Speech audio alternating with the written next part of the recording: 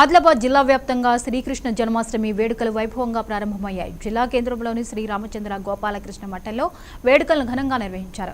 చిన్నారులు కృష్ణులు గోపికల వేషధారణను ధరించి పాటలు పాడుతూ నృత్యాలు చేశారు.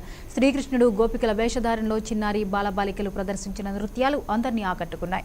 అనంతరం ఉట్టికొట్టే కార్యక్రమాలతో పండుగ వాతావరణం నెలకొంది.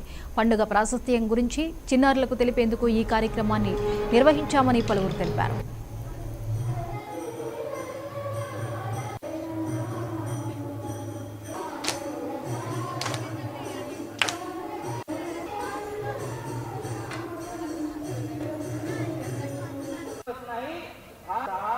चालत होता नंदाच्या वाड्यावर आहे एवढा भगवंताचं त्या ठिकाणी ठेवण्यात आलं. विठ्ठल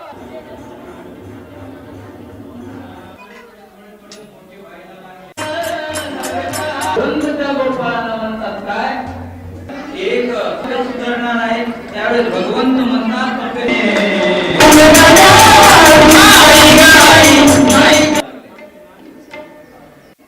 गोकुळामध्ये भगवंत लीला करते आई तो खोटा बोलतो का.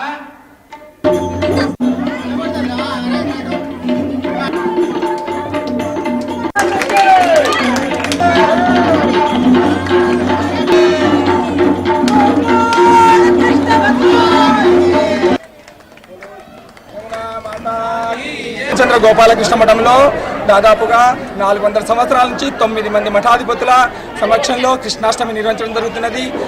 అష్టమి తిథి ఆధారంగా రాత్రి 12 గంటల సమయంలో తిథి ఉన్న ఆధారంగా నిన్న జన్మ చేయడం జరిగింది.